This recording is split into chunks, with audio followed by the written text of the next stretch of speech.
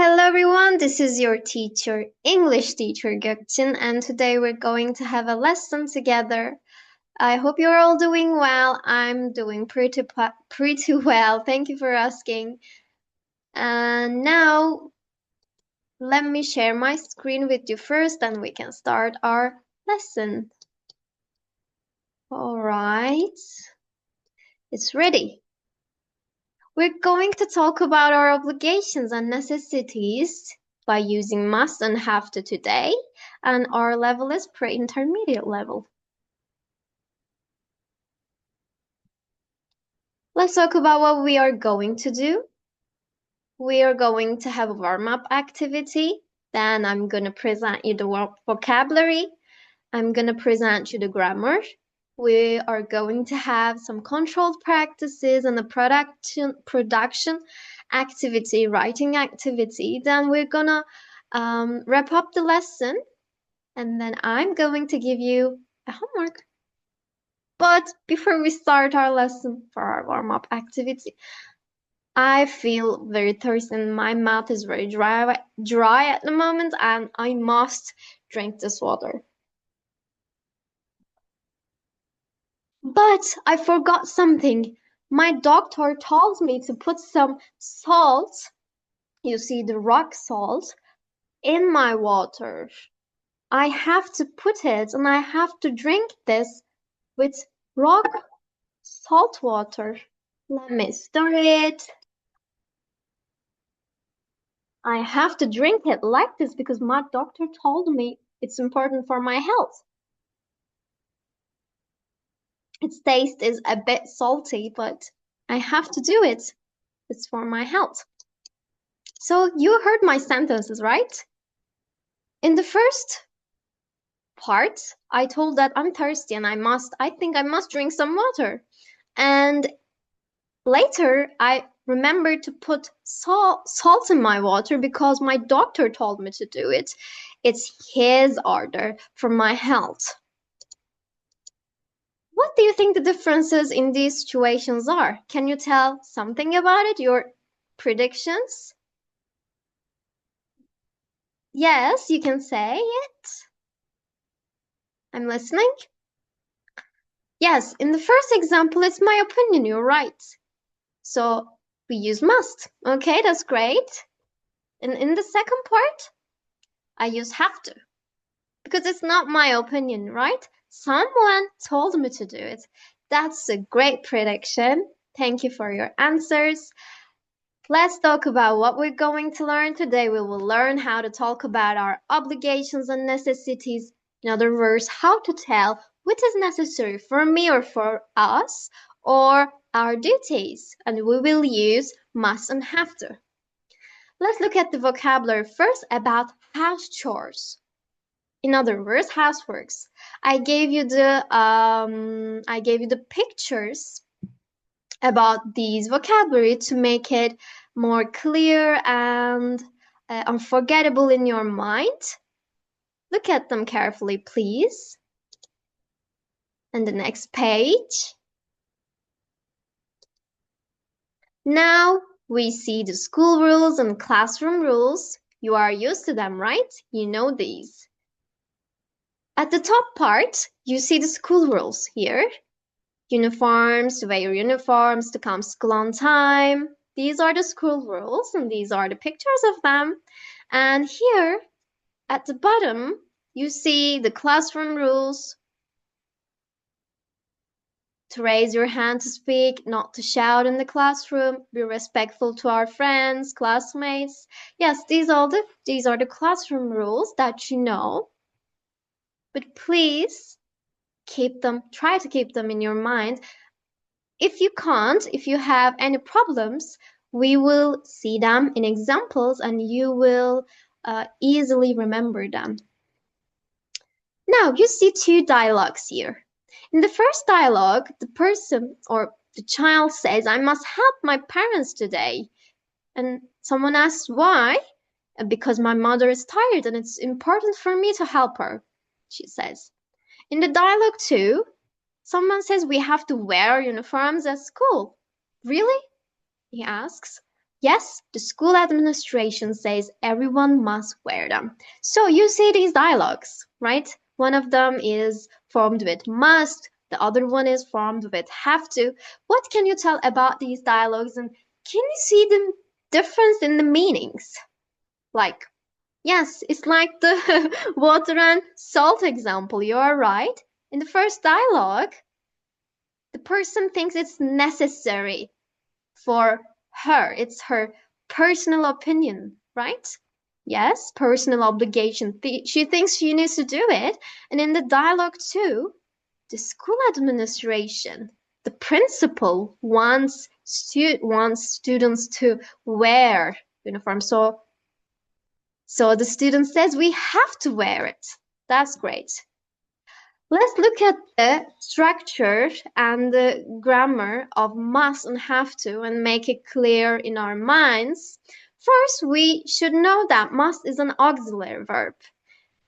It makes things easier when it's an auxiliary verb because the verb is in the base form when we have an auxiliary verb, which is must here, and the negative form is mustn't. That's simple, right? But where do we use it? How do we use it? We use it when the speaker, the person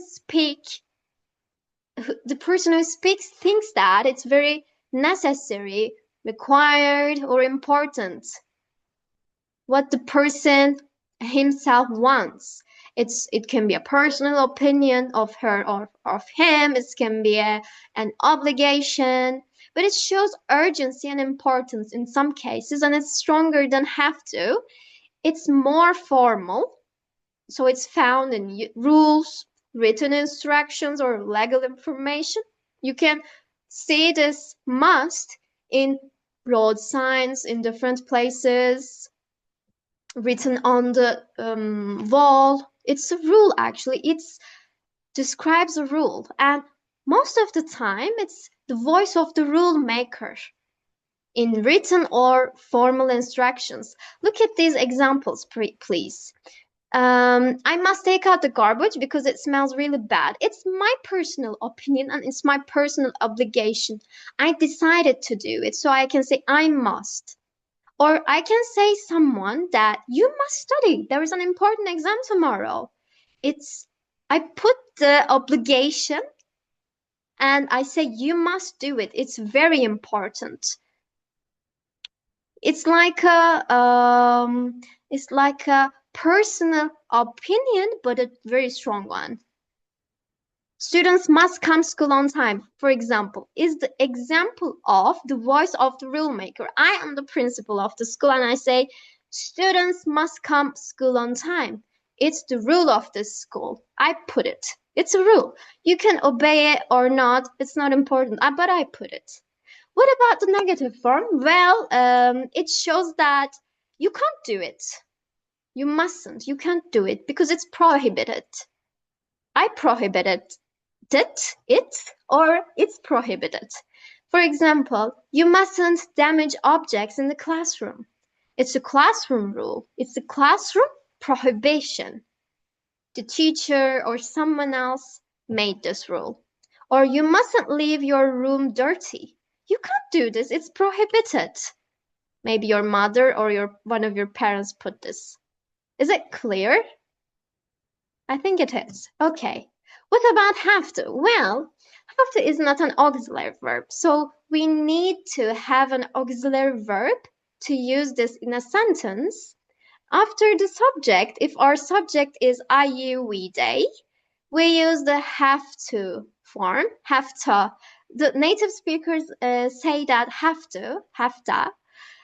If the subject is he, she, it, we say has to.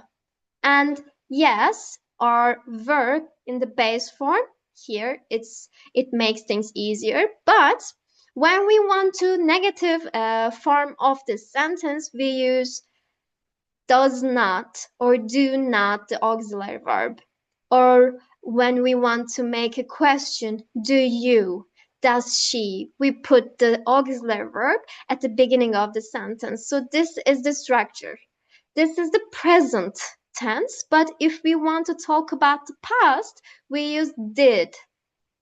We use did auxiliary verb, or we make have to, has to in the past form, had to. But our focus here is in the present tense. Here in have to, we think another person, we don't think, sorry, another person, a third party thinks that is necessary, and we hear it and we say it. What did I say? My doctor told me to put salt in my water and I have to do it. Someone is talking about laws, rules, or decisions, and we are expressing it. I have to do it. There is no options. There is no options. I just one thing, and there is no option. There is not an alternative. It's more natural in daily speaking, and when we are reporting the rules and opinions, we use this a lot. But the negative form of it is different, has a different meaning. For example, do not have to, does not have to, doesn't mean the prohibition. It means you don't need to do it. It's not necessary. For example, we don't have to wake up early at weekends. Or I don't have to do the shopping. It's my father's duty. I don't need to. In other words, it means I don't need to. Yes? You see the difference? Okay, now look at these example sentences and notice the meanings. And in these sentences, we used must and have to. Please match them with their usage aims. Is it a school prohibition? Is it a personal urgent necessity? Read them, please, and match them. I give you 2 minutes, and the minute and the time is over. Let's match them. First one is a school prohibition, right? You must not eat in the right library. We read the voice of the rule maker. Second one is lack of necessity, not don't have to means do not need to. The third one is urgent necessity. I must do something. I'm starving. Like, I must do it now. It's very important. And the fourth one, reporting an external rule. We have to raise our hand to speak in the lesson. Sorry, it's written wrong. This is the lesson rule of the teacher. We have to do it. So I'm reporting an external rule with have to. The house is very dirty. I must vacuum mop the floor. It's a personal decision, my obligation, my internal opinion and obligation. And the last one is external obligation. Someone told me to do it. It's like the doctor example. What about this practice? This is rewriting practice. Please read the sentences and write them down with have to, don't, doesn't have to, must or mustn't. I give you 2 minutes or 3 minutes or 4 minutes. Yes, let's read your answers. You don't have to wash the car. That's great.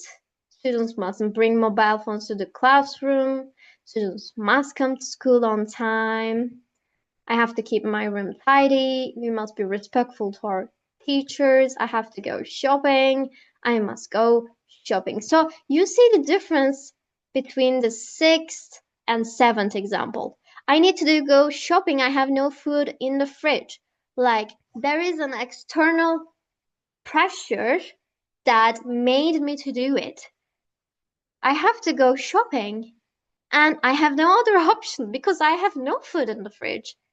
It comes from outside, right? So I say I have to go shopping. But in the 7th, sorry, I couldn't sneeze.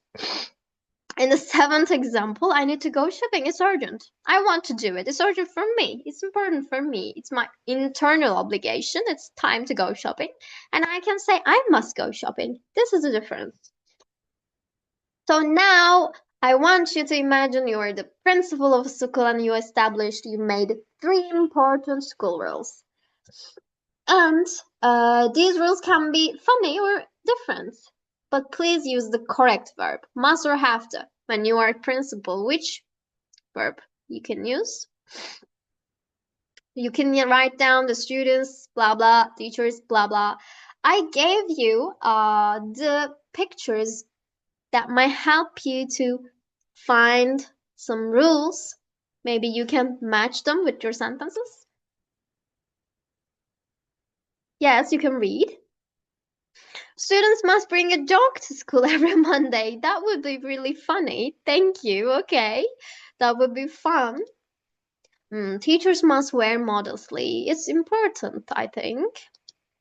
Students must spend break time outdoors to get fresh air. Yes, students need fresh air, right? It's very important for their functioning, for their brains functioning, and these are correctly used school rules. When you are the principal, you are the voice of the rule maker, and you will use must. That's great.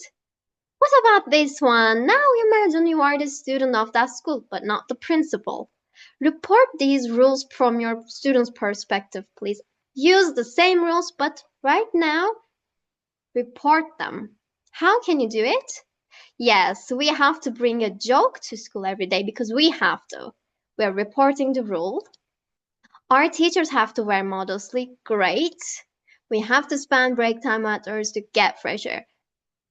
All of them are correct. We use have to because we have no other choice. These are the rules and I have to do them. I have to follow them. Now, please work in pairs and tell your partners 2 new vocabulary and 2 grammar rules you learned in this lesson. Then write down what your partner told you and then tell us. You have 2 minutes. Your time is up. Let's read 2 of your friends' notes. Okay, the vocabulary, great. And you wrote down must and must not usage for grammar. That's very correct. Great. Another notes of your friends. Yes. Have to usage and don't have to usage. Perfect. You got the lesson. You understood the lesson very well. Now you have your homework. Please write down 2 sentences about the chores your parents want you to do at home by using the correct verb, of course.